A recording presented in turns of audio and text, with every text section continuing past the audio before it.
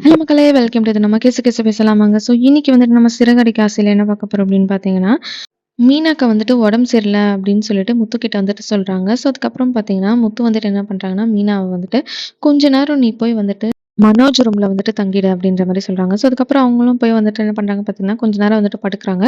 So அதுக்கப்புறம் மனோஜ், அதுக்கப்புறம் வந்துட்டு அவங்க ஒய்ஃப் 2 பேரும் வரும்போது, அவங்க வந்துட்டு உள்ள பார்த்துட்டு, "மீனா வந்துட்டு இங்க என்ன பண்றாங்க? எங்களுக்கு வந்துட்டு தூங்குறதுக்கு கூட இடம் கிடையாது.